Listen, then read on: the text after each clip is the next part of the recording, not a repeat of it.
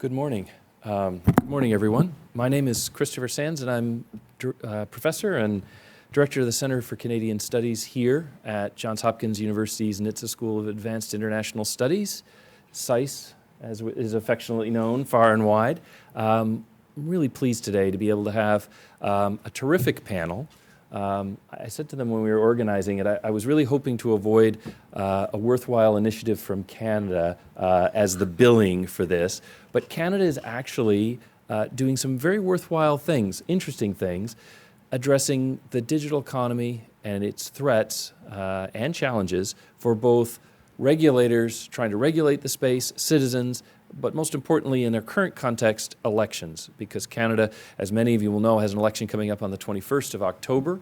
I'll put in a small plug, if you don't mind, but in conjunction with Politico, which is providing us with some of our sponsors, as well as the Canadian American Business Council, we are hosting an election night returns watching party here in Washington. So if you happen to be in DC during the election, we'd love to have you.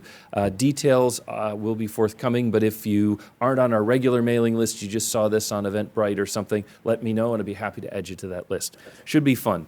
And for those of you who haven't been on a campus in a while, the co-sponsorship means the snacks will be decent. Just to give credit where credit's due. I also want to add a particular sort of thank you to our current sponsor, Global Public Affairs, a consultancy in Canada that does terrific work on strategic communications, as well as political and other consulting, management consulting. They've been friends of this school for quite a long time, helping us when we bring students up to Canada to meet with some of Canada's best decision makers, but most importantly, in recent years, sponsoring the series Canada in Washington that we do, trying to bring the best of Canada here to DC, or at least a slice of the best of Canada, which is an infinitely large population. This first panel is mine to moderate, and we have, and they're not in order, I don't think, but I'll ask them to raise their hand when I introduce them so you can connect the name to the face. We have Vince Amadeo, who is with Global Public Affairs. He's a research analyst and has done quite a bit of work on digital economy sort of policy for Global, and I'm a big fan because he sends out research updates which are called Global Public Affairs Insights, which several of them very, very good. Then we have William Carter, Carter, who is a Deputy Director and Senior Fellow at the Technology Policy Program at the Center for Strategic and International Studies, which, if you look out the front door, is sort of across the way on the other side of the Philippine Embassy. So we really stretched the budget to pay his travel expenses to get him over here, but we're very glad to have him. And then we have Neil Parmenter. Neil is the president and CEO of the Canadian Bankers Association. As you'll see, banking is a sector we're watching fairly closely with everything digital. And then last but by no means least, we have Zane Schwartz. Zane is a reporter with a online journalist venture capital funded creative enterprise called The Logic. And if you're not subscribing, you should. They are a terrific way to track what's going on in the digital economy in Canada. If you're familiar with The Intelligence, which I think is one of the not peers, but it's the American version of very Silicon Valley, this would be the rough equivalent for Canada. And you can find a lot on The Intelligence. You can find a lot in The Intelligence about the digital economy. You can find a lot on the digital economy in the U.S. generally. But when you're looking for that level of quality and what's going on in Canada, there's no better place than The Logic. So that's our panel. You're stuck with me as the moderator. So now I'm going to move to the chair.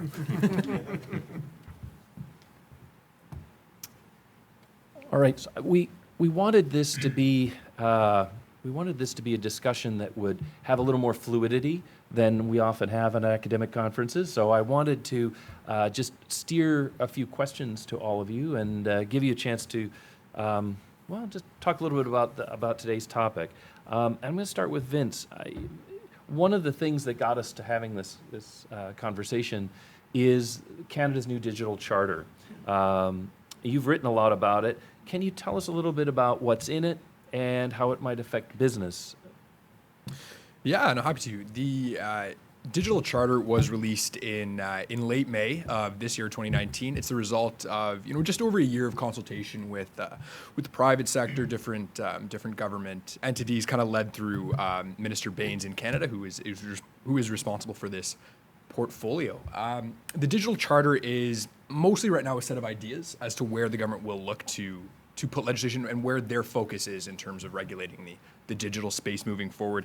It has kind of at this point very broad, lofty goals in terms of, the main themes are universal access, leveling the digital playing field, transparency and portability of personal data, as well as it includes a few chapters on regulating online hate and misinformation in Canada as well. So obviously, very massive themes to put it into one document, and it's certainly the first step of a longer process in Canada that should span several years in terms of actually making sure we get this right, as well as making sure that these regulations and future laws are enforceable and make people accountable. Just to put a date on, when did they roll this out, and have we had any test cases that have on the charter that are worth noting at this point, or is it just early days?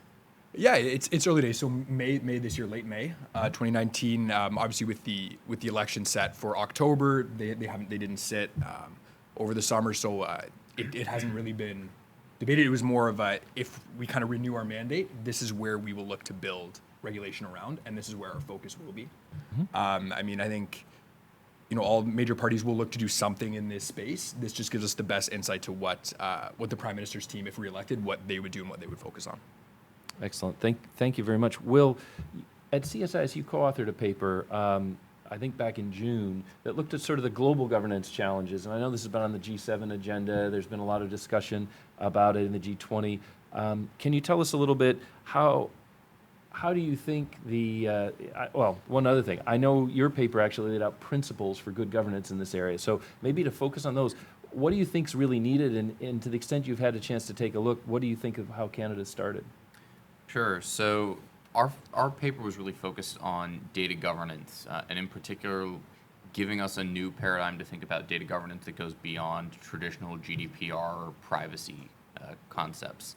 And I think in many ways, the Canadian Digital Charter is very encouraging in that it follows some of the key principles that we laid out for good data governance. So having a positive vision. So all the language in the Digital Charter, as you heard, it's very high level, but it's all around facilitating ethical use of data, facilitating responsible use of data, not limiting the use of data, protecting people from evil companies and governments. It takes a broader view than a relatively narrow view of the equities of the data subject. So I think that's one thing that often gets lost in data governance conversations is there are a lot of people in the digital economy. There are a lot of different groups that have important equities in play. And so one of the things that I think is great about the way that the Digital Charter was developed was it was developed in close consultation with business, with civil society within Canada, along with the public. And so you really see that reflected in the different equities that are reflected in the document. I also would say, though, that the Digital Charter is so much broader than that particular piece that we put out at CSIS. So in addition to data governance, it's looking at how to foster innovation and how to help to manage disruptions in the labor market from digital transformation. And I think, it actually echoes in many ways another document that we had done at CSIS a few years ago on what a strategy for AI automation, kind of a next generation digital transformation could look like for the U.S. And I was really encouraged to see that the charter hits many of our key themes from that document. So, ensuring a basic level of digital literacy for all Canadians, as opposed to a really strong emphasis on advanced STEM skills for everyone.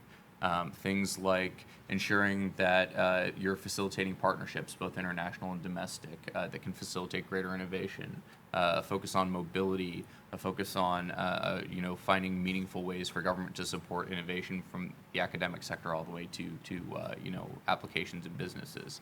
And so I thought the charter is really impressive. I think the question that I always ask when I see these things is, what is the next step? So it's so high level, and there appears to be virtually no actual policy laid out in the document. So I think I'm curious to see what the next step will be for Canada. Excellent. Neil, I can't think of a sector that would get more caught in the middle of something like this between credit scores and cryptocurrency and people's concern about not only privacy, but making sure their money's still where it's supposed to be. Banking's right at the heart of this.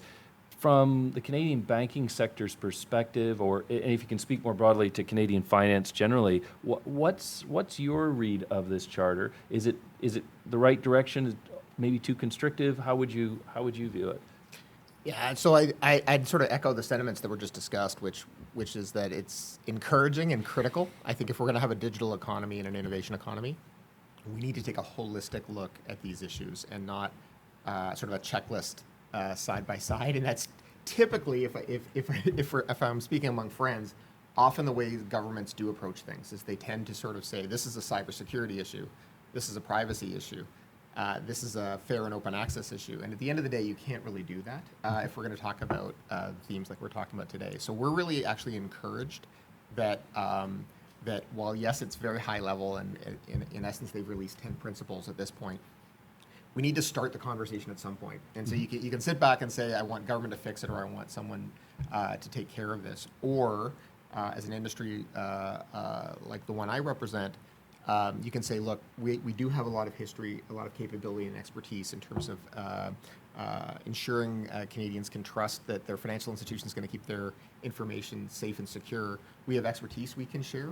But also, I think our view is that at the end of the day, we see this as really an ecosystem, and that our industry would be one important piece of that ecosystem. But if you think about the rest of your life as a consumer, you have trusted relationships with, say, your cell phone provider, or your telecommunications provider, with your healthcare provider, with your academic institution, whatever the case may be. We need to take a look at an ecosystem so that we can ensure that we can triangulate and frankly validate, yes, Neil is who he says he is when he wants to take on new credit or apply for a mortgage for a home. We have a digital society and a focus on digital innovation, but if you look at how we authenticate ourselves today, we do it all in a very analog way. So in our industry, we ask people to come into our branches and take out a piece of plastic with your name on it, and take out a pen and write a signature. And there's a false sense of security with that, particularly among Canadians that are older, where they're used to that. In our view, it's just impossible to continue on that route. And so there are many different ways we can authenticate people digitally. And what we've been advocating for, which we see the digital charter being an important part of, is a national digital ID system for Canada that would be an important partnership between industries like ours and various levels of municipal, provincial, and federal government. Excellent. So Zane, you've watched all of this from your ringside seat as an expert journalist in this area. How do you think, Neil's term, the digital ecosystem is going to be shaped by this? And is there, since we have a lot of Americans in the audience, is there maybe a sense of Canada being a regulatory or sort of digital leader on this, trying to create a governance framework that might be a competitive edge for Canada? Or is this going to be something like the carbon tax, where people worry that it's holding people back against the U.S., which is more competitive? Yeah, for sure. I think at this point, all of that is dependent on the election results. I mean, I agree with everyone that this is very much a plan to make a plan. There's no legislation introduced. If the Liberals lose on October 21st, basically none of this matters. And there is a real possibility of that. So one of the things that a lot of the industry sources I'm speaking with focus on is, what are the areas of overlap between potential governments? So even if there is a conservative government, 2 days ago they put out a policy focused on cybersecurity and AI regulation. So we are going to see some work on that pretty much no matter what. There's a non-trivial chance right now of a minority government propped up potentially by the NDP. They've been talking a lot about a tax on tech giants, so your Amazons, your Netflix.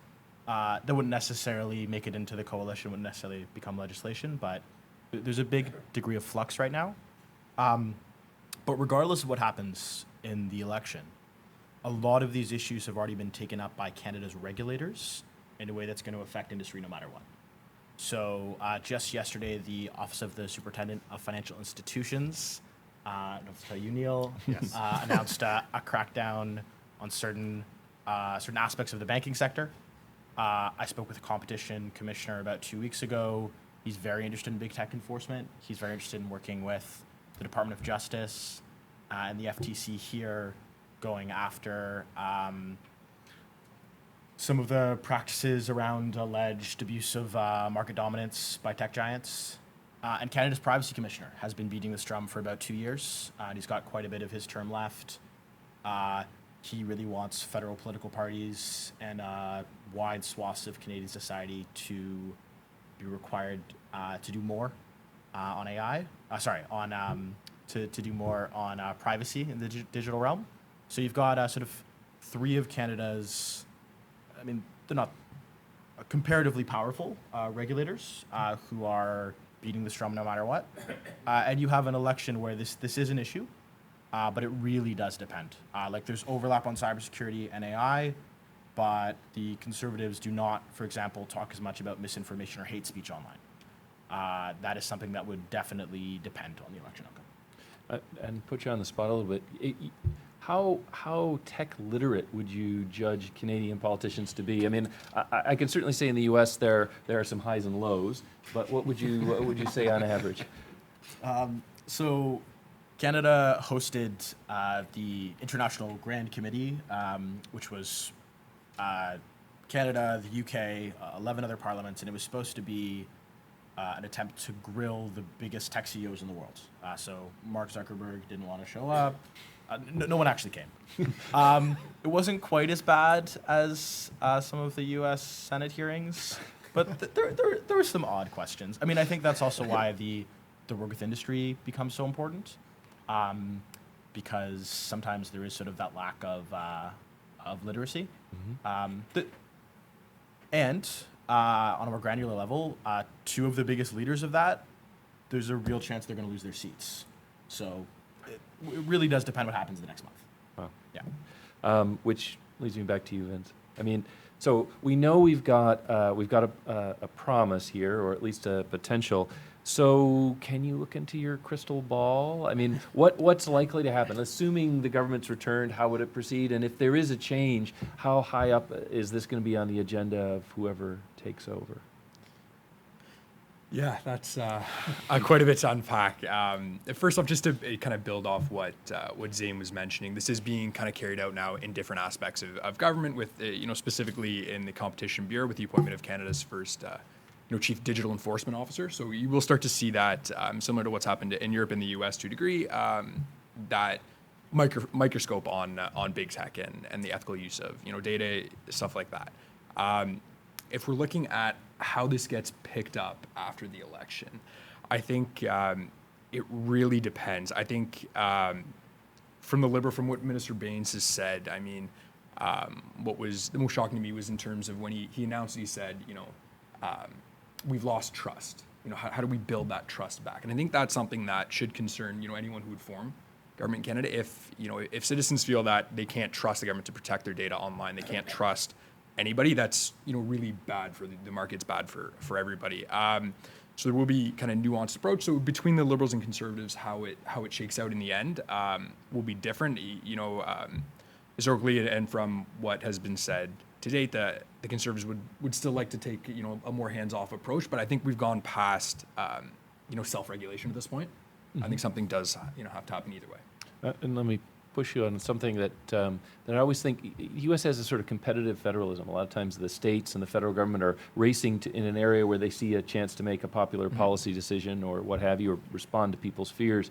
But Canada's always tended to have a bit more of a collaborative federal system. How are the provinces responding to all of this? Is this so clearly federal jurisdiction they're happy to pass the potato to Ottawa, or are they experimenting a little bit as well? They're certainly experimenting. So in Ontario, largest population by province, Canada's finance hub, they've launched a provincial data strategy. So similar to the digital charter, right now this is still very high level stuff. It's just, well, we know something has to be done, and it's figuring out what we'll do. I don't think there is a real plan to kind of step on toes and kind of recreate specific privacy legislation province by province. I mean, that would be a nightmare for an expanding Canadian small business to have to redo everything by province. But the regionalism is a real issue. You know, in Canada, we have BC with very different privacy, very different data residency laws than the rest of the country. You could look at Montreal and Alberta that looking to kind of continue to foster that competitive edge in AI, right? They want to keep those rising companies around. So I don't think they're going to go overly towards where they're stepping on each other's toes, but there's certainly hasn't been this is just not our problem. We're going to do something about this as well. So potentially in a minority government, if Ottawa is hamstrung, maybe the provinces will become more important. Yeah. So now that we've shattered the myth of a unified Canadian approach, Will, we're talking about this international grand committee Zane mentioned. What's the state of international efforts to deal with this? Are we going to be able to cooperate on this so as well as we've cooperated on other fabulous international things like climate change, or is it going to be worse? I think What would that look like? it would be a true shock to me if the international community were to get to the point where we could have a discussion about digital governance at the with the scope of Canada's digital charter.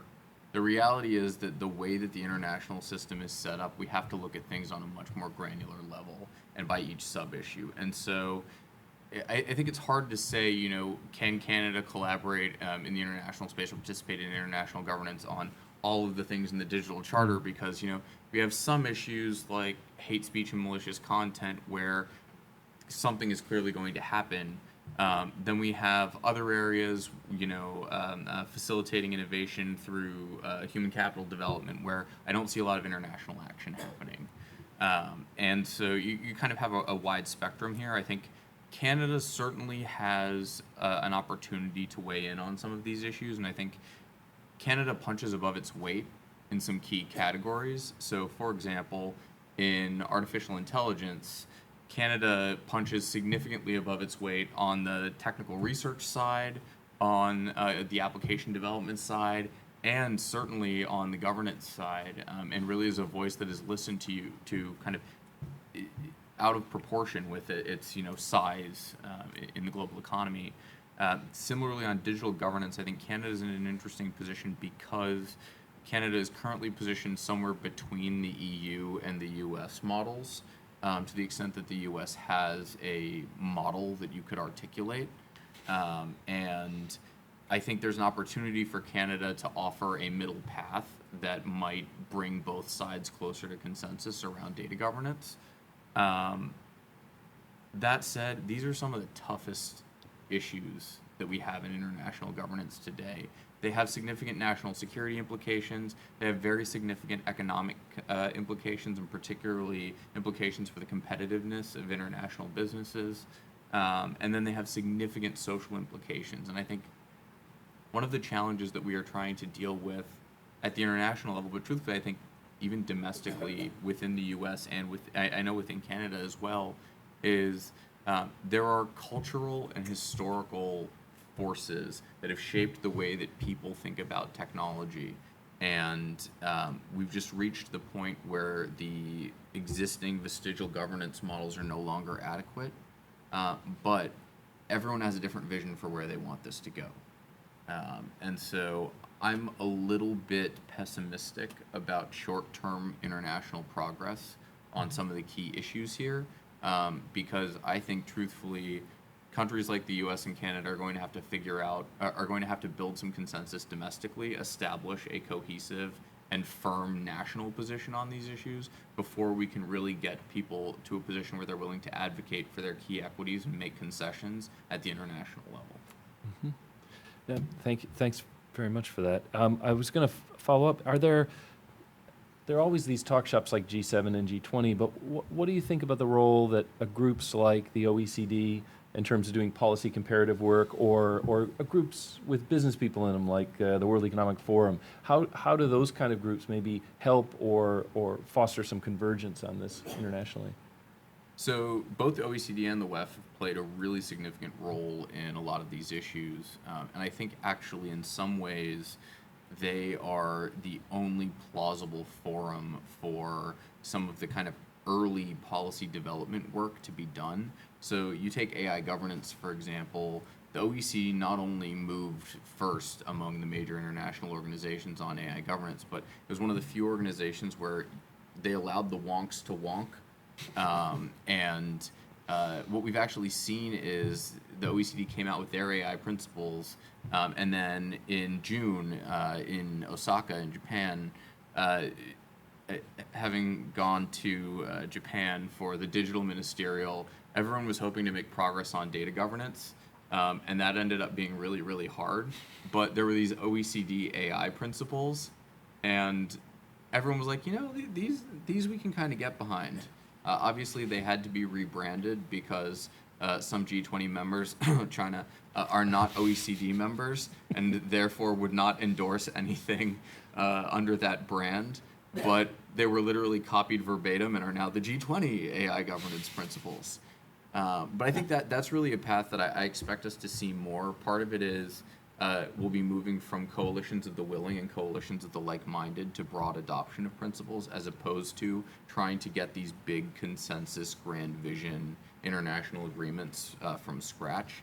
And as I said, the smaller organizations, they have less players at the table, and they tend to let the wonks wonk. And so I think there's a lot of room for them to lead. Fantastic. Neil, another one of the great divides here that I think you're caught in the middle of is the divide between the governed and the governors. And we are often, certainly in the US, I think sometimes in Canada, disengaged citizens, but highly engaged consumers.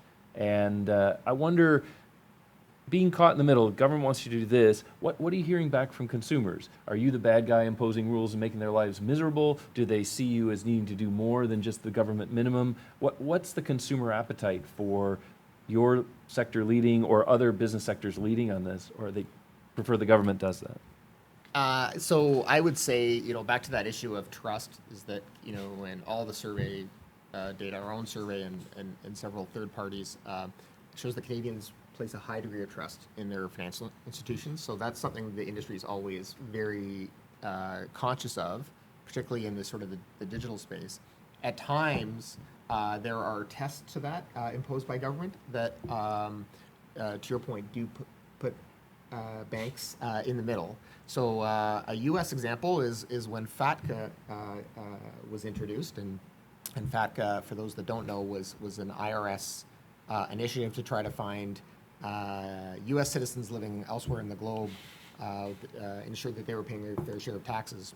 And the demand and the ask of Canadian financial institutions at the time, this was several years ago, was to identify Americans and make sure that information was shared with the IRS. And of course, that placed banks in at best, a gray area of the law, if not on offside with Canadian privacy laws. And so, at times, when those tests come, we hear loudly from banking customers.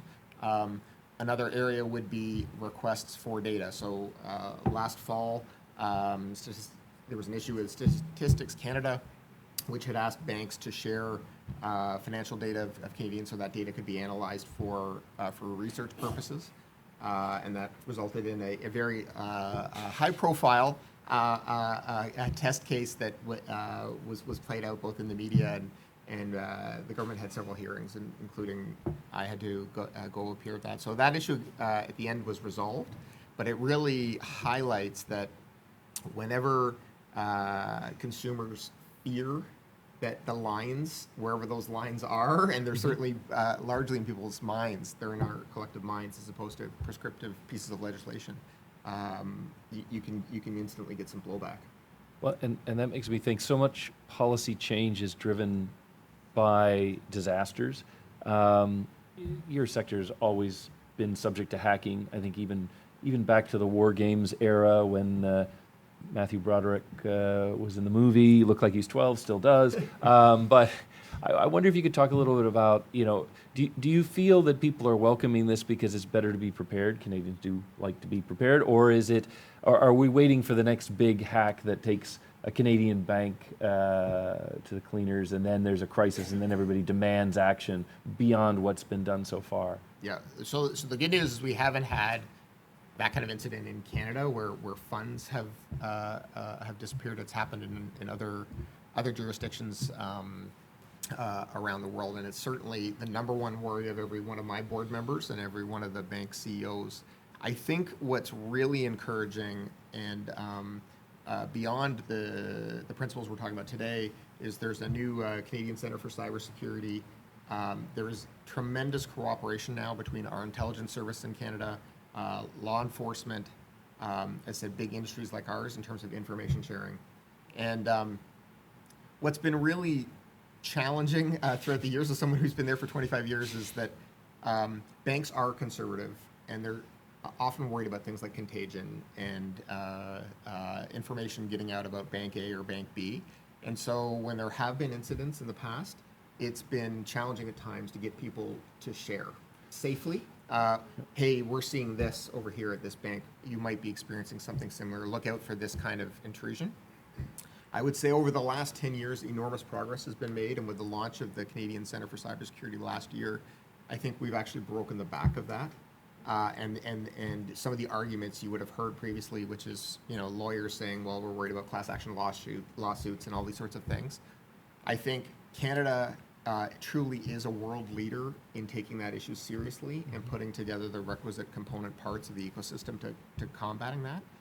I think the next phase is to do it at the G7 level. So when I'm part of an organization called the International Banking Federation, which is comprised of sort of people in my chair from G7 countries, and these are our regulators, prudential regulators, are pushing us to ensure there's greater global cooperation. So now that's again taking another big leap in trust around the world.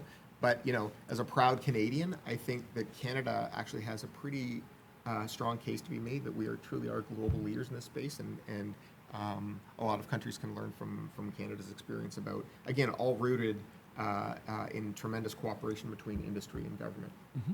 Mm-hmm. So that brings me back to you, Zane.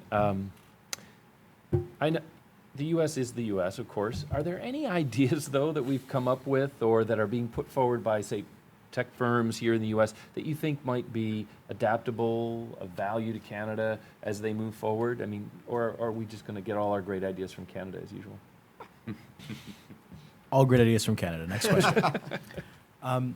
No, I mean, this current Canadian federal government is very, very interested in what the largest tech firms are interested in, especially regulation-wise. So you've seen a real push for self-regulation. Facebook came out with a white paper identifying some areas in which they'd like to be regulated and, a whole bunch of areas in which they'd like no one to look at them. Yesterday, the president of Microsoft spoke about the importance of regulating for facial recognition technology. I mean, and that was a bit of a shot at Amazon and Palantir, but whatever, take it for what it's worth. One of the things that my colleagues and I have been tracking very closely is the lobbying influence of these companies in Canada. So Amazon alone has met with the Trudeau government, the equivalent of once every 3 days during their mandate. So these folks, it's not necessarily a bad thing, but they will play an outsized role in this. And I think that if you see a U.S. push towards self-regulation, Canada is likely to follow. There's been some push from Canada's telecom industry to have more regulation, and broadcasting industry to have more regulation around the Netflix, Amazon Primes of this world. That's largely been a non-starter, not entirely, but largely been a non-starter. So I think one of the big questions, depending on the results of this election, is, well, number one is, if the Conservatives do win, can these tech firms continue their prominent role in Ottawa policymaking?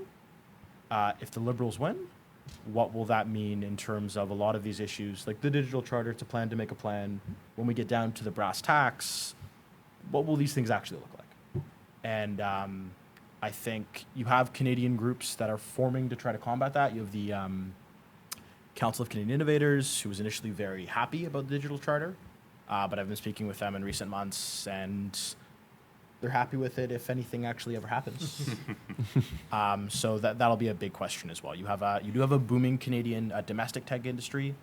You have Toby Lutke, the CEO of Shopify, who's been becoming increasingly outspoken about the influence of other large tech firms in Ottawa.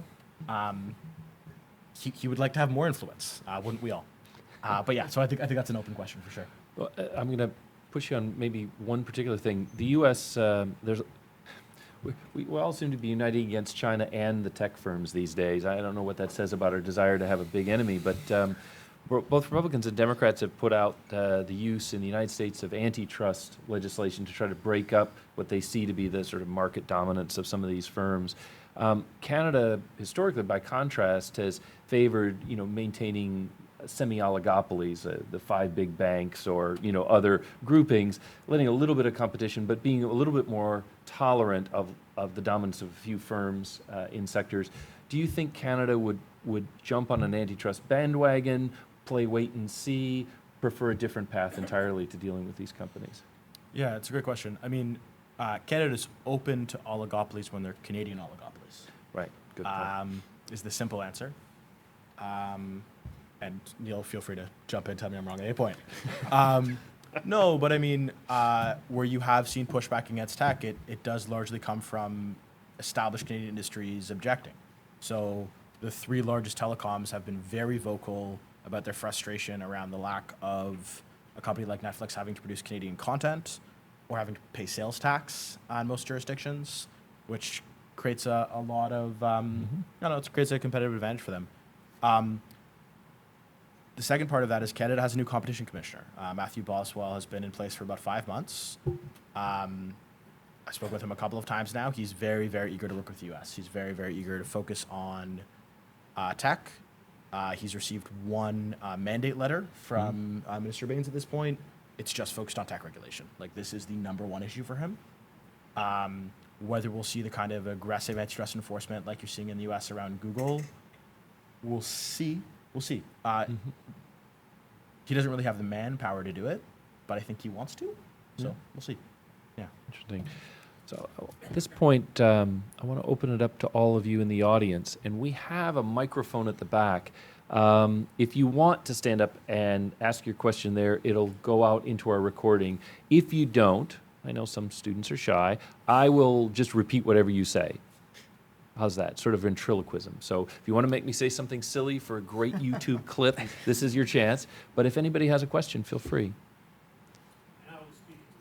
Oh, excellent. Very brave. Yeah, my question is, there's been a lot of talk about government regulation, but it seems to me that these things are really driven by consumers and they're very ground up, and that a government's actually respond to consumer concerns. Could you maybe speak a bit about that, like what you think is really the primary driver of this regulation? Is it, like, where is this coming from? Is it, Neil, is this consumers? Is this grassroots? Is this, non-governmental organizations? What is really driving this movement to regulate tech, and how does it differ in Canada versus the United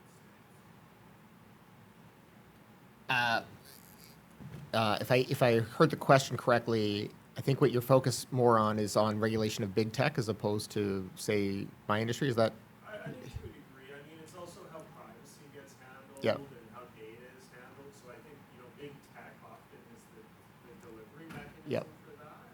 But all these industries seem to have this in common. I think that recent events, particularly for some of the large, there's sort of the big 4 or 5 tech players that you basically can't get on the internet without nowadays, have had their fair share of challenges throughout the world, and including Canada. And so I think that for a variety of reasons, and I think innovation's a big one, governments, particularly Canadian government, has been hesitant to regulate tech players because they don't want to stifle innovation. And we talked about AI as another example. Kind of the next wave is there a risk to stifling innovation if you over-regulate, and particularly do so very prescriptively? So I can understand the hesitancy for these newer industries for governments to be a little more hands-off. I think, Cambridge Analytica, all these sorts of events have led Canadians to question the relationship with some of their tech providers, and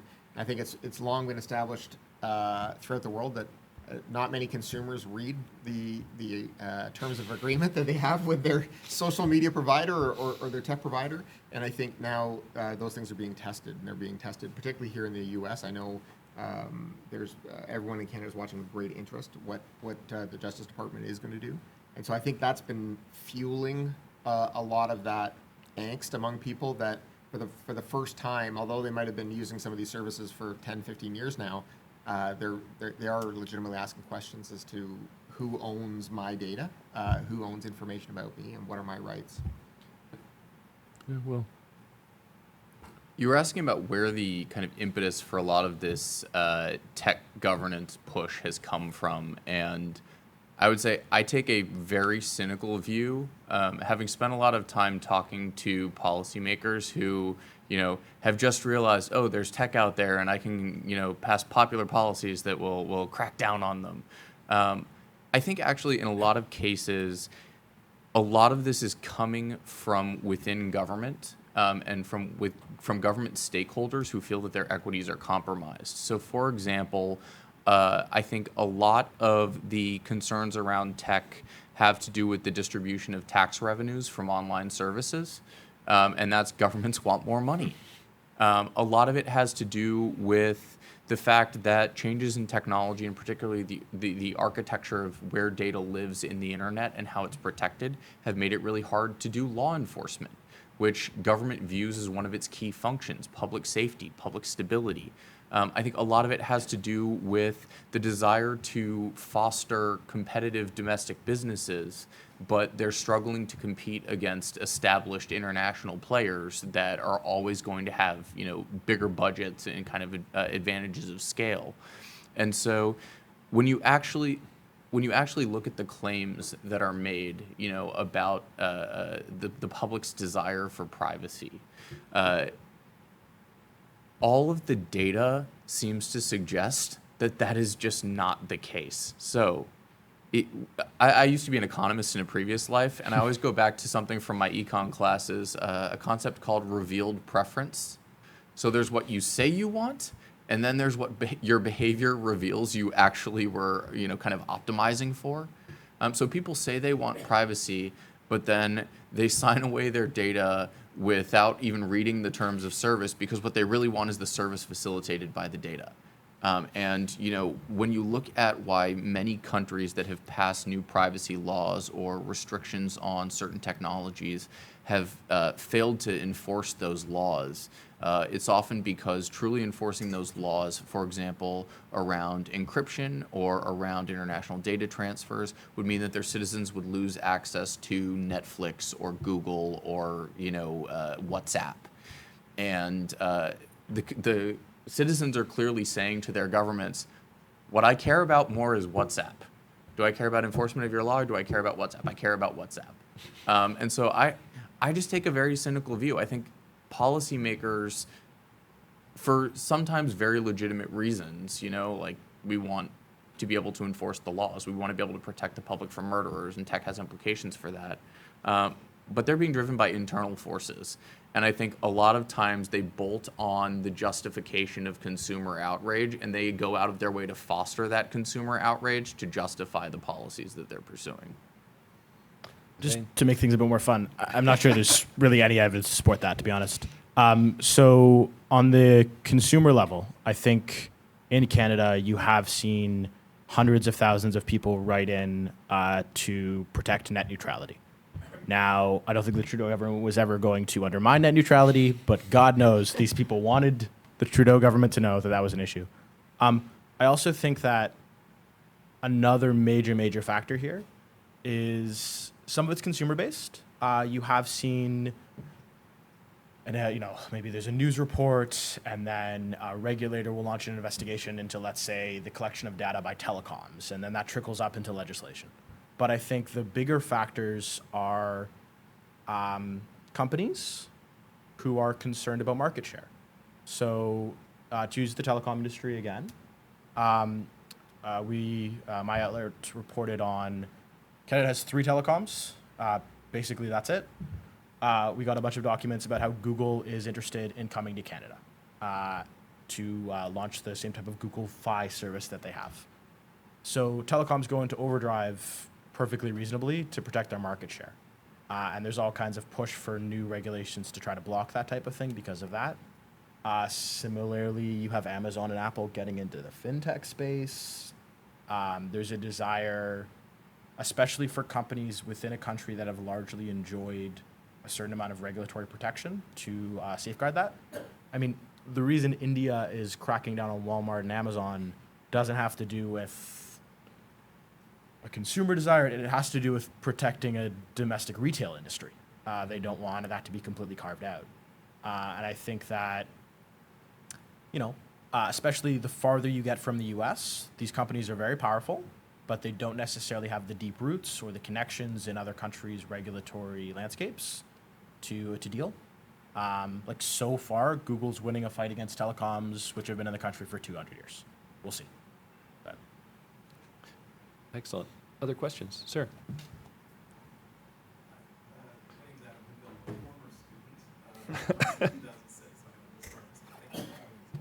Sure.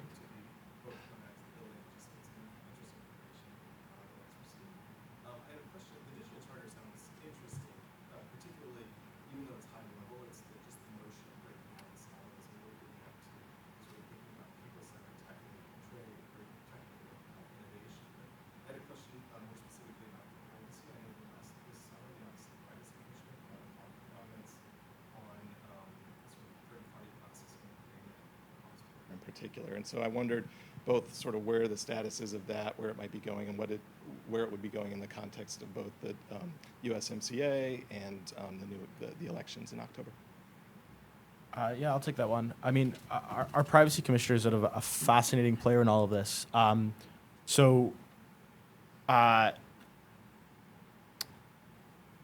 He's interpreted legislation in a way that is closer to the European model. So not just around that, but also around things like the right to be forgotten. And then there's been a series of challenges to those interpretations. So the reason why we have that ongoing consultation is because there's sort of a real fight around it. I think one of it really just is a judicial question at this point. But you do have Canada's top privacy regulator who would like to see much stricter regulations around data portability, around cross-border transfers. He's got all kinds of concerns around the national security implications of sending data to the US. But of course, practically the way the internet is built, if you send an email, it's going to the US. That is likely to be caught up in the courts for the next few years. The consultations are not unimportant, but kind of no matter what happens, they'll be in the courts. But he will keep pushing that issue. And you could have, if it goes through the courts, it'll be resolved in like 3 years. If it bubbles up into the public consciousness, legislation could be passed at any time. But yeah, the consultations are secondary to the ongoing lawsuits. Short answer. And then maybe just to build on an earlier question Chris had, this kind of talk about regional differences, regional approaches. So BC right now has a data residency policy, right? Government data can't go through the US, it has to stay in Canada. So we have seen in the absence of, a clear federal decision or a decision made by the courts, some province saying, this is important enough to us that we'll pass our own legislation to ensure our data is safe and through their metrics protected within the country. But let me push you just a bit on that. I'm kind of a trade guy, and the USMCA has a number of provisions, including prohibitions on data localization, requirements that you have a right to cross-border downloads, which suggests that you might be able to get your Netflix movie from the other side of the border, unlike your, drugstore novel or that you pick up in the airport. And also commitments for limited liability on platforms for third-party content. How do those kinds of provisions, I know they haven't taken effect yet, our guys are still debating that on Capitol Hill now. How do those kind of commitments jibe with what politicians are saying they want to do for Canadians? Yeah, it depends on the politician. I think, the Liberals have been outspoken in terms of wanting this new data economy. They want Canadians to access the best and the brightest they want. Increased consumer choice. What was saying around consumers are more picky than ever in terms of, well, this is what I want. I can get it in the private sector. Why is there government impetus? Why is this in front of me? I should be able to access it. Anecdotally, Rod and I have DAZN. We were trying to watch the NFL yesterday. We can't watch it in the States because the license only applies to Canada. So despite the fact that I pay the same price, I get different service offerings depending on location.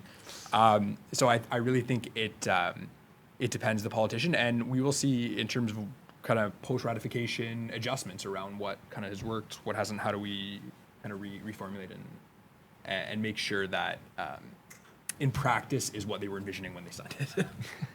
Excellent. Any other comments on this one? Back to the audience. Other questions, comments?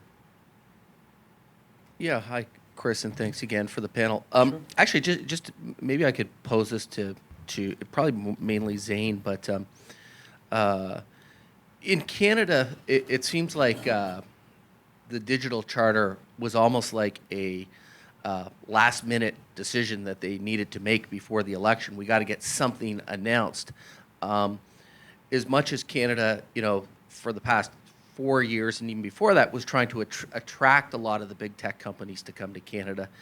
We're also seeing that kind of backlash at the community level, nowhere more so than in Toronto with the Sidewalk Labs project with Google. So I was wondering if maybe you could just discuss that and maybe open up to the panelists. I mean, on the one hand, it's been seen as this great, economic driver, and let's get more tech into Canada, and welcome these companies. But now we're starting to see that foot drop. And as one of the questions earlier was, is that coming from the top down, or is that truly coming from the grassroots? I mean, in many ways, the brilliance of the digital charter was both big tech and Canadian tech were happy with it because it was a statement of principles. Mm-hmm. So it allowed them to put off any decision making until after the election. But part of the reason why they wanted to put that off is because there was that growing tension. So briefly, as many of you may know, Google wanted to build its first smart city anywhere in the world. They chose Toronto. Toronto chose them. There's been a lot of backlash and concern around that since. Concerns around privacy issues, but also just concerns around sort of more basic democracy issues. So the final proposal suggests that Google will collect a portion of property tax. So there are certain municipal politicians who say, hold up, you're not a government, why are you collecting tax? There's other folks who say, you're massively going to increase the property values of this area, going to fulfill a lot of the basic services, garbage collection, street sweeping, etc. Why not collect a little bit of tax as a way of that?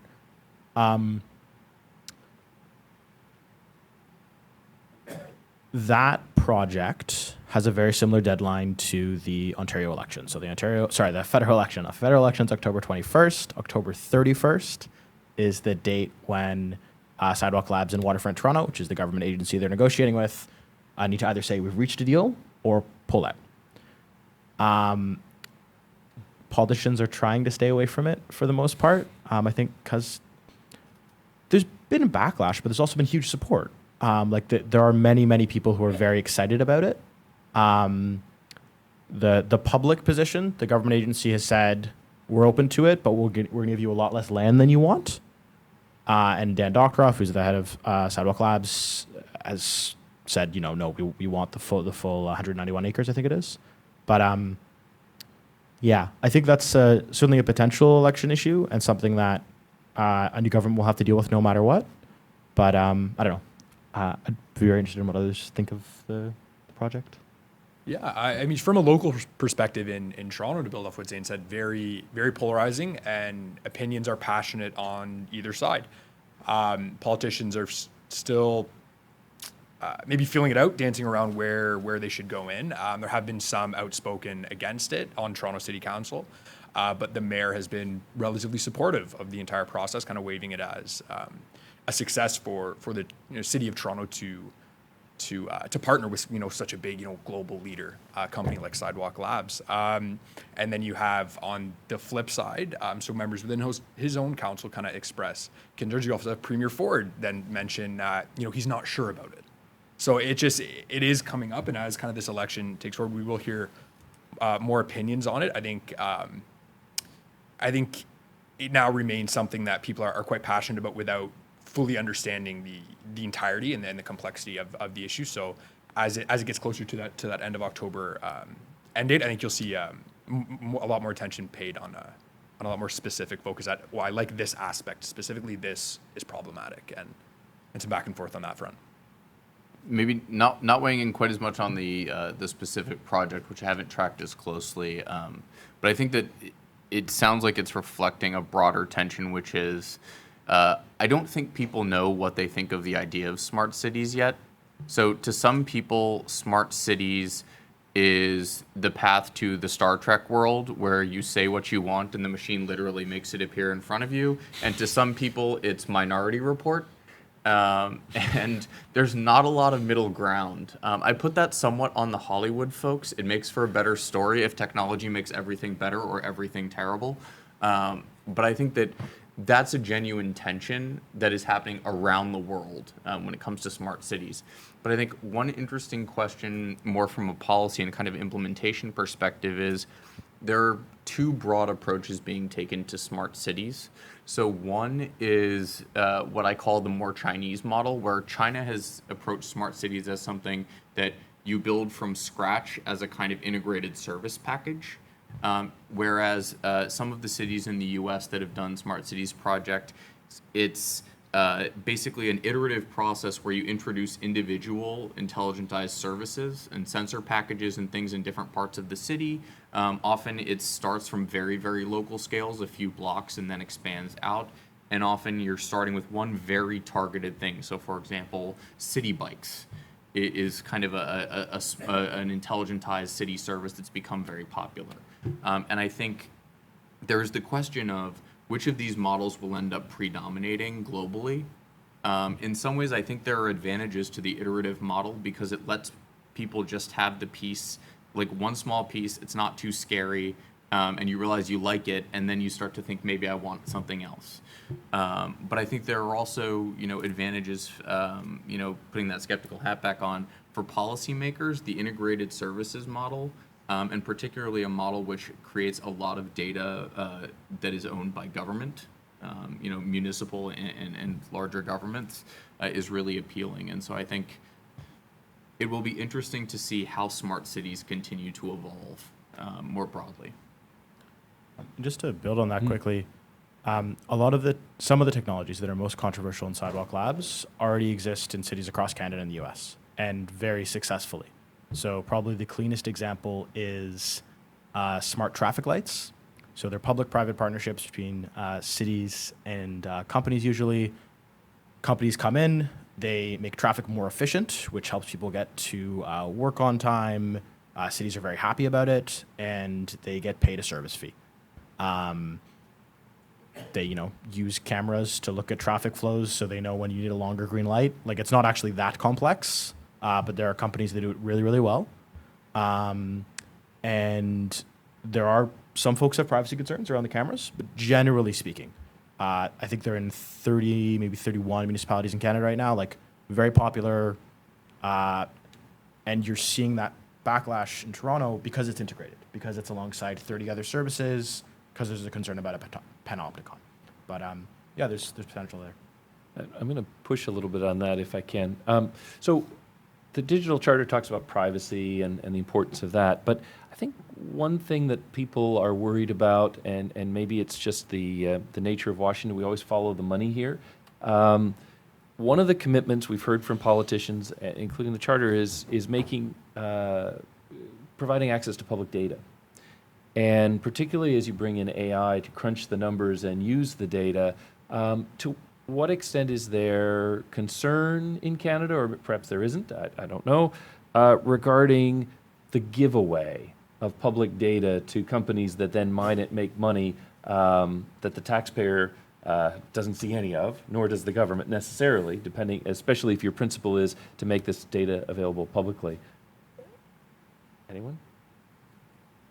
Yeah, that concern certainly exists. I think it's been the flagship argument of Jim Balsillie, so the co-chair of the Canadian Council of Innovators, has been very concerned with of data ownership afterwards. So it's great that Sidewalk Labs is going to come and revitalize an area of Toronto that the city has had real problems getting going for many years. But in terms of how do we get the data afterwards? How does that partnership work? What aspects of the data will be made public? Obviously shouldn't. What can't be? What won't be? And that juxtaposition, I think it's a lot right now in terms of how do we consumer face the data? How do we use this data to provide kind of the best consumer, best user experience, while still making people feel comfortable, making people have that base level of trust in terms of it's not Skynet. And back to Hollywood, that is an argument that actually is made. So it's a combination of both, but I think data ownership, especially from Canadian companies concerned with the influence of bigger giants, that data ownership piece is quite important. Neil, anybody? So, on the question of governments making data available, but also on the broader data ownership question, in our data governance principles, one of the things we emphasized was moving away from ownership paradigms for data governance because they create really significant challenges. So once the data is given away, are there any controls on how that data is used, how that data is subsequently shared? Does that control have to be exercised by the individual who now 18 hops away has no idea what's going on and can't possibly manage all of the permutations of their data that are out there in the world? And so I think we're going to end up, just from an operational perspective, having to move away from ownership as the basis of rights in the digital world. And so then you start to talk about, how do I think about governance of the use of data as opposed to solely governance of access to data? I think that's where we ultimately are going to have to go. But the other thing on the open government data, it's become somewhat controversial in the US as well, but the irony is that some of the biggest focuses are on the non-personal data. And that's where we actually see some of the greatest potential value from opening up government data sets. And I think there are two historical examples that are really powerful. So two of the data sets that have created the most value, economic value in the United States are NOAA's weather data and the National Geological Services data on the topography and geology of the United States. There is no personal data in this. There's really nothing controversial about it. It was collected by government to serve the public. And so the idea that it's made freely available to anyone that wants to use it, I think is really great. And we've seen a huge amount of economic value created over the years. People ask, what do you expect the biggest economic impacts of AI to be? And I say, it's going to be really hard to beat Walmart and Amazon's supply chain management systems or Google Search, which have had just tremendous ones. But look at the use of NOAA data in supply chain management and logistics management. I mean, it's huge. It creates a huge amount of value. And when people say it's not going to the consumers, I say there is a appreciable amount of the price discount that you get at Walmart that comes from their ability to leverage that NOAA data. And so I think we have to be clear about what we're talking about. If the government were taking data that they collected on individuals and their personal behavior and their tax data and publishing it in a non-anonymized form, that would obviously raise huge concerns. But I think open government data is something that is incredibly powerful, and where in a lot of cases there are not really that many ethical or kind of moral quandaries we have to deal with. A couple small points on this. I mean, I think it's an incredibly important question, in large part because the Conservatives, who could very easily form the next government, have talked about this. This is important to them. And partially for some of those economic benefits that you're talking about. The question will be, what data will they open up? So, as I don't have to tell Neil, we have a chief statistician who is coming up with all kinds of new data that he's interested in collecting.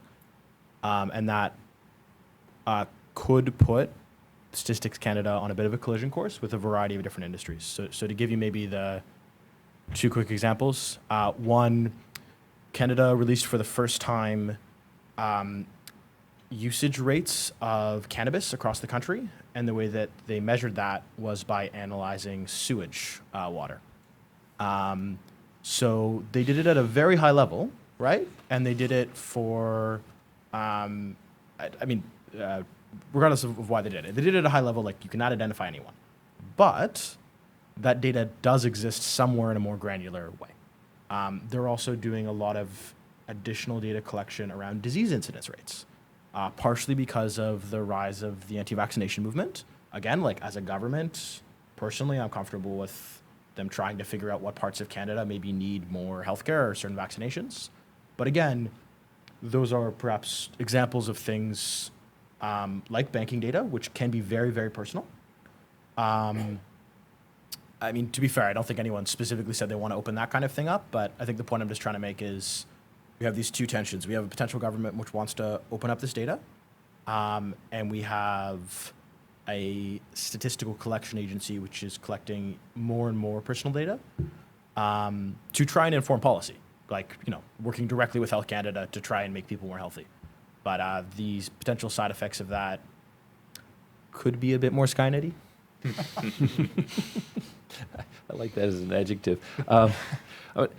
Maybe go to one other level. One of the cases people here are tracking is the case where Eminem's lawyers are suing Spotify over the way in which they pay him royalties on his songs, and it's apparently some sort of abstract thing. It's not like we heard the song, 2 cents goes into his account. It's more of a, well, we think roughly, and it's people think in terms of payments that this could be potentially an important one.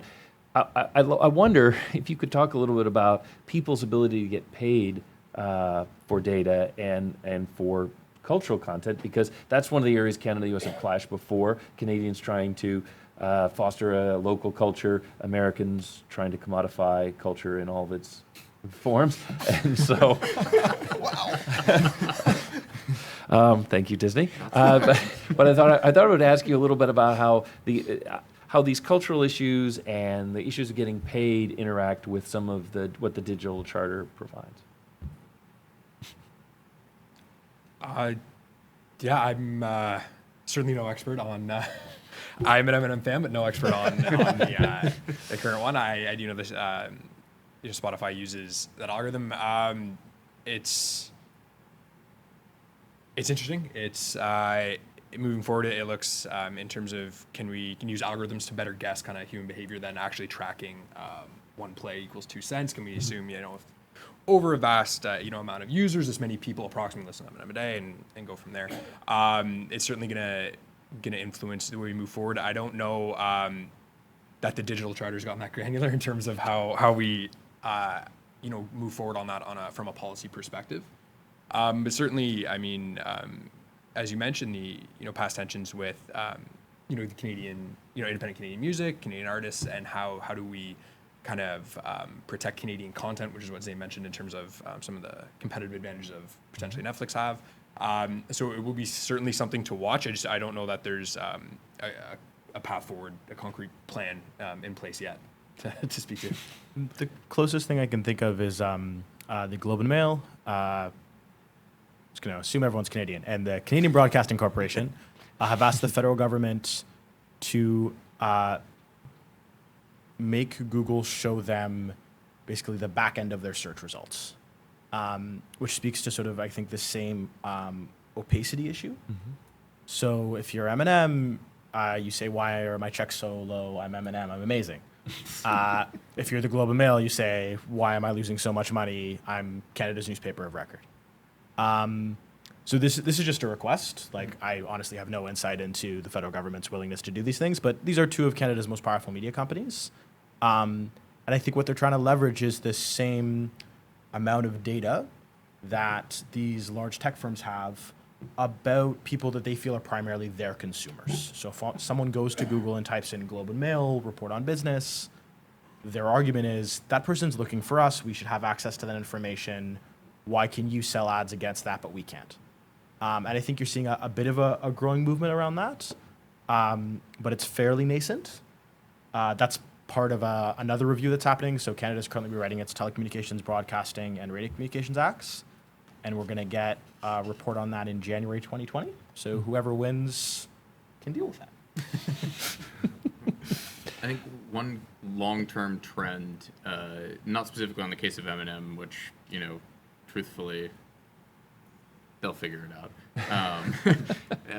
But I think that there's this broader question of a lot of companies are moving towards proxying instead of directly collecting data on their users, partly because of pushes to increase privacy. And in order to limit their responsibilities to protect and manage the data of their users, they're finding ways to provide their services in a personalized and targeted way without directly collecting the data. And so I think this is a conversation that we're going to be having a lot more over the next few years, because as more privacy laws come into effect, more companies cut down on the amount of direct collection that they're doing, are doing more proxying, and people are going to start to have questions about how they proxy and what the implications are for them. So I don't know what the resolution of the M&M case will be, but I would say this is going to be a very common debate over the next few years. Very believable. Questions from the audience? Anyone burning with one? Justin. You can go there or speak loudly and I'll repeat it for the microphone. I would argue that Canadians put greater faith in our federal government and our civil servants to act in a nonpartisan manner than I would say Americans do. Could funny you mentioned NOAA, just ask Alabama and Sharpie. Even NOAA can become politicized. I'm wondering what models could the U.S. even try to adopt? The federal government could try to use the Interstate Commerce Clause to have Congress do it, or would states' rights advocates say, no, it has to be a state issue?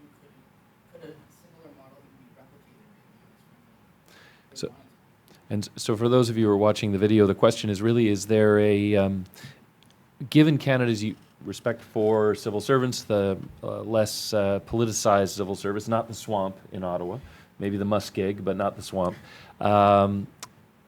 is there any way that some of these ideas that we're talking about here from Canada could be transplanted into the U.S., given the very different culture, different trust levels, and different dynamics? And maybe, Will, I'm turning to you only because, in addition to me, you're the only other American here. So America first, why don't you weigh in? That's the problem. Oh, yeah. Don't say America first in public. I think that the U.S. definitely has a much more complex federal versus state dynamic, but I would say that there's clearly an appetite for federal action on a lot of these things. We've actually seen a fair amount of activity at the state level on many of these issues, whether it's on the e-commerce side, data privacy side. I mean, the California Privacy Act that recently came out, CCPA is essentially the driver of the meaningful efforts to get federal data privacy legislation in the U.S. The other thing I would say is the U.S. is coming under pressure internationally for not having one-stop shop federal laws on key digital issues. So people say the U.S. doesn't have a privacy policy, and we say we have many. And they say, okay, what are they? And we say, well, here's 286 pages of just the reference links. If you actually open up the documents, it's going to be 50,000 pages of God knows what. So I think there is an appetite for consolidation. There is an appetite to develop a consistent policy at the federal level, partly to avoid fragmentation. So like take a data breach, right? Like financial institutions that operate across state lines, they're facing data breach policies. So if data is stolen from your system on your customers, who do you have to notify, in what time frame, and what information do you have to include? Every state in the United States now has a data breach law. They are all different. In some cases, they are conflicting. And so suddenly all these companies are in a literally impossible situation where they're in a conflict of laws. So a federal law to preempt the state laws is one solution to that. So yeah, I would say overall thing, states are already very active and have been very active. Federal government very much desire to do more in the United States, partly for the sake of the political points, partly because we need international policies that we can market, and partly to avoid regulatory fragmentation across the 50 states. And I think that that's basically inevitable at this point on a lot of issues.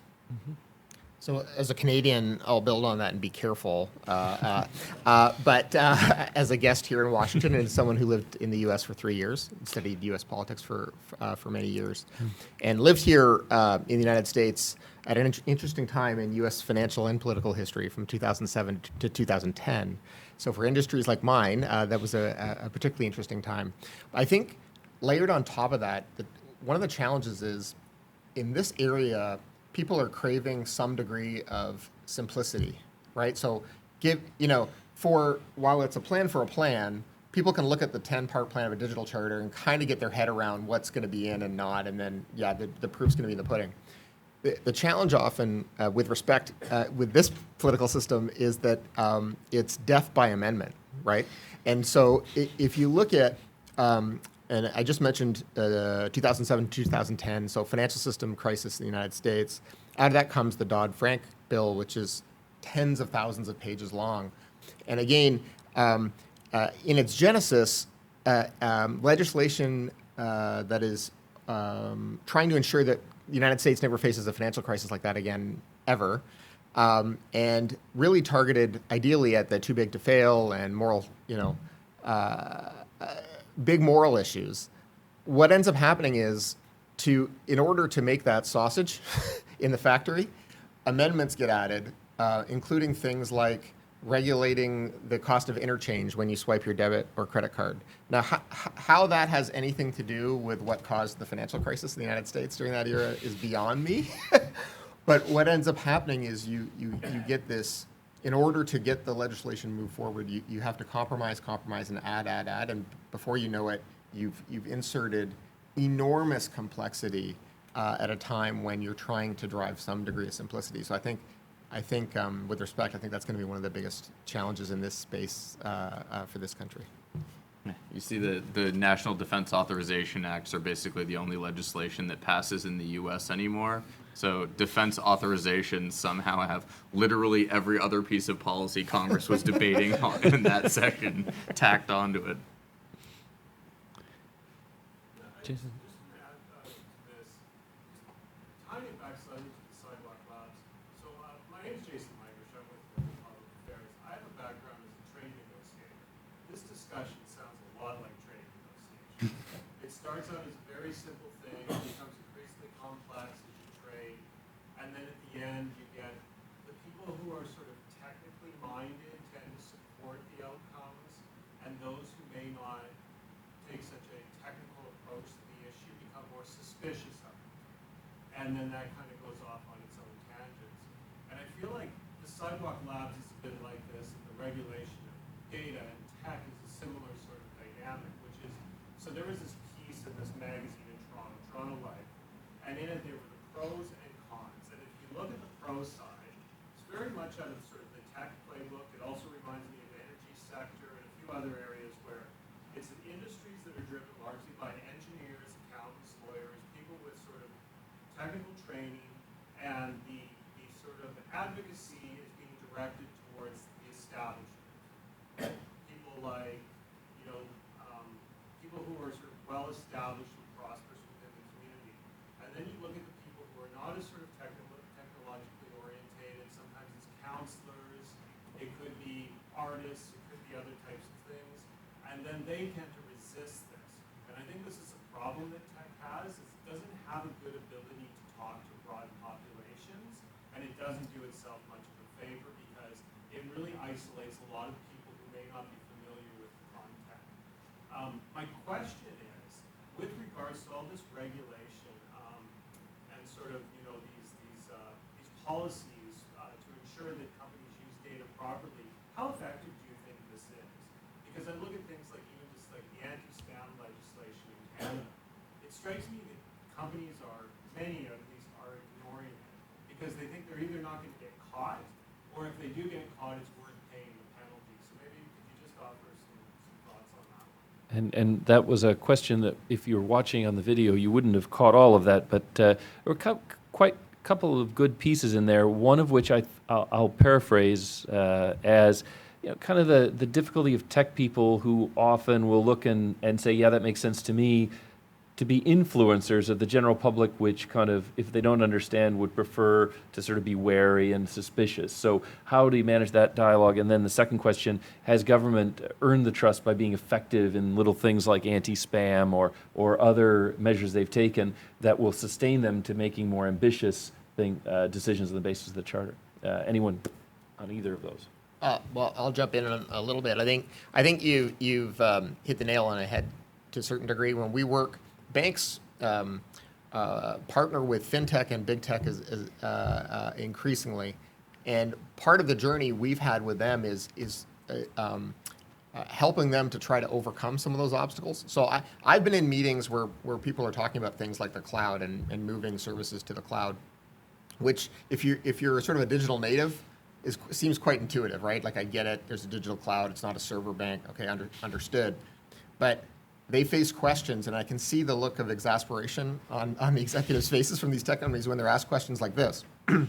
So this cloud, this will be a proprietary cloud for this bank, right? And it's like, no, by the very nature, that's not the way a cloud works, right? But you feel for the senators that were asking questions of social media executives, and you sort of feel like you get a sense of what the Genius Bar at a Georgetown Apple store would feel like. But we've taken certain things for granted now. So when we use internet banking or mobile banking, it doesn't occur to us that this is bank A has a proprietary direct line of service to conduct my banking. So a cloud's very much the same. That there's no Bank of America internet. There's no Citibank internet. We're okay with that because we've used that now for about 20 years. But when you start introducing concepts like the cloud and saying, your data is going to be housed there, or portions of it, and some of that might be in the United States and some of that might be in India, you can sense the tension and sort of the visceral reaction, that the temperature is kind of rising. And I think at times technology executives have a tendency to just blow right through that, right?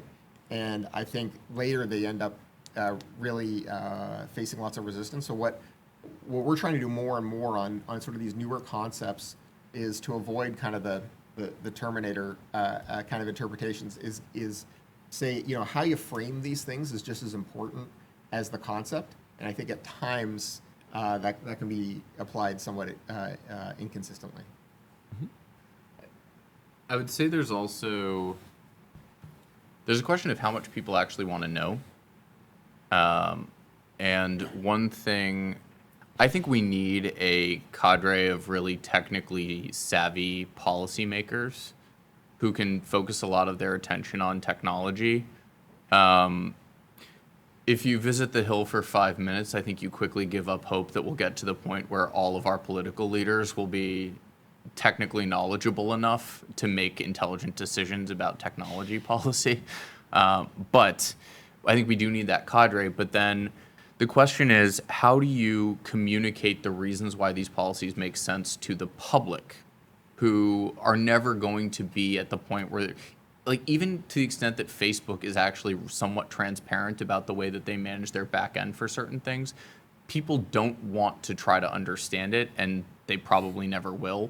But I think the reason I say this is, you sometimes get into these really interesting situations where a policy is proposed that intuitively seems to make sense, but the reason that the technologists are pushing back is because they know that it won't actually work the way that it's intended. So take, for example, with some of the privacy legislation that requires users to be notified of all data that is collected on them. One of Facebook's pushbacks on those provisions in GDPR was that the way Facebook had managed their back end, for example, the data that they collected for websites so that they could, send messages to their users, they created separate lists which weren't linked together that allowed, if you were a website, you could identify, a certain set of users that you wanted to communicate with, but none of it was linked to your actual Facebook profile. And so they attempted to point out to policymakers in the EU that in order to comply with GDPR, they were going to have to take all of this data that was out there that was not searchable, that could not be consolidated within Facebook, the way that the system was designed, and link it back to your individual profile. And so any malicious actor that got into their back end would suddenly, instead of having to go around and basically check on each individual list whether your unique identifiers were on it, now they would have a list of all of the lists that you were on. All right? Is that actually privacy positive for you? You know? And I say this with the caveat that I have my huge skepticisms about the way that Facebook manages data, and I think that actually giving users that transparency and control has been very important. But I think that's the kind of divergence. From a technical person's perspective, that's privacy negative. Even if it gives users control, it's creating a single point of failure where all of their data can be compromised.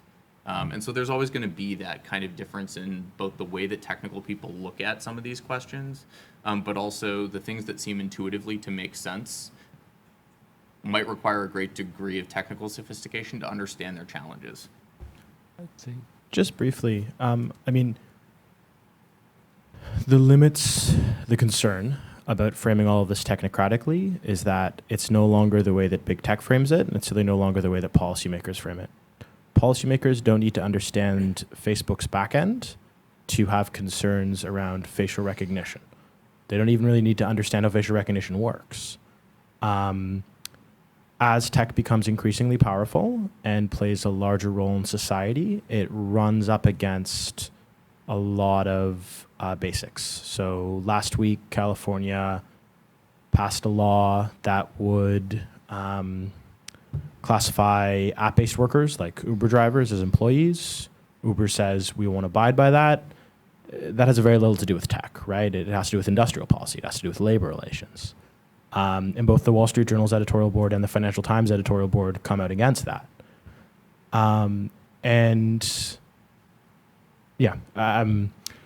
The reason why so many tech companies are facing internal employee revolts has very little to do with the technocratic element of it. It has to do with working with ICE. It has to do with working with the military. It has to do with HR policies, with sexual violence. And as these companies become increasingly powerful, I worry I'm not convinced how much it matters that a senator or a member of parliament doesn't understand the specifics. If they're going to pass a legislation breaking up big tech, it doesn't matter what they understand. They still have that power.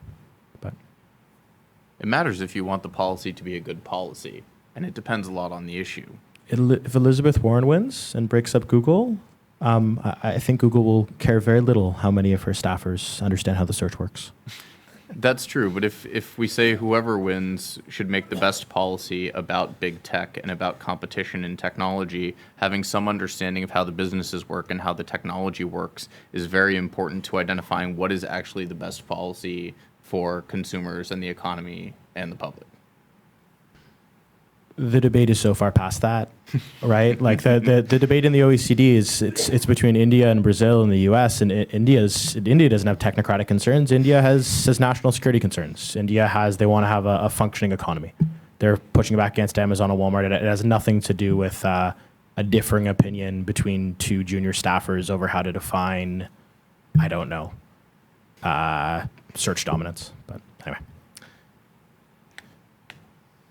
We have a question in the front. I can't resist. Louisa Savage. I think you raised a really important question, and I've heard about the lack of technical knowledge on Capitol Hill.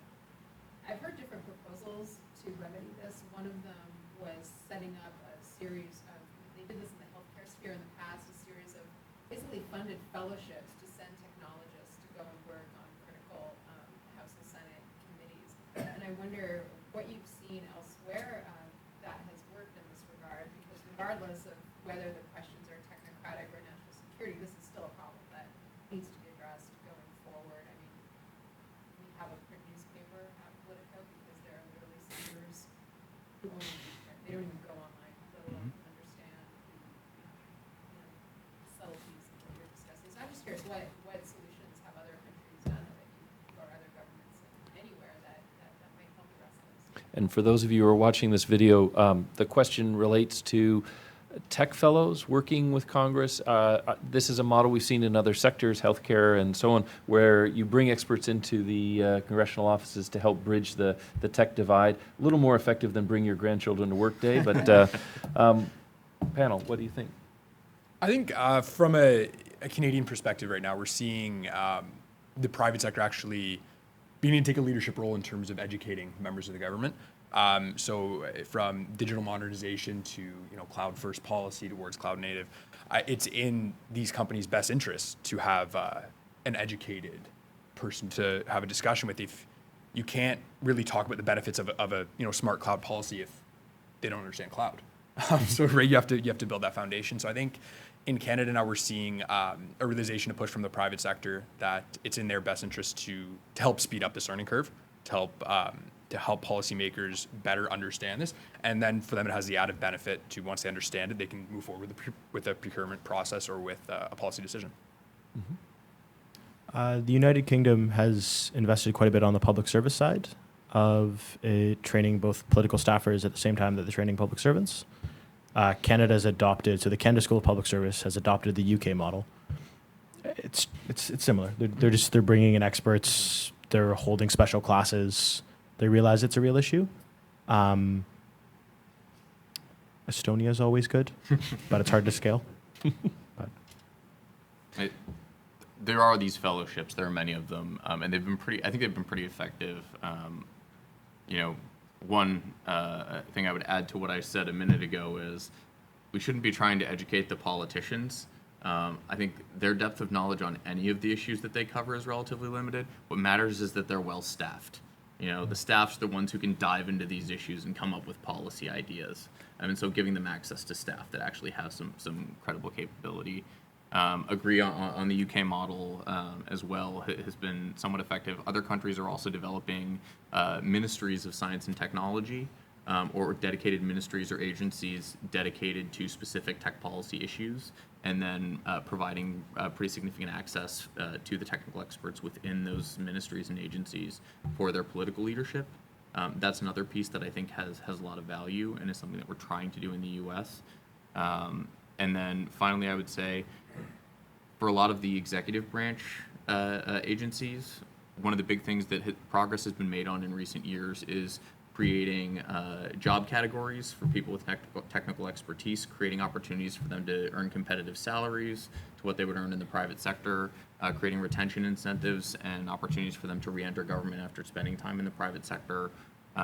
It's something that DoD is doing a lot of. It's something that DHS is doing. It's something the Department of Commerce is doing. So.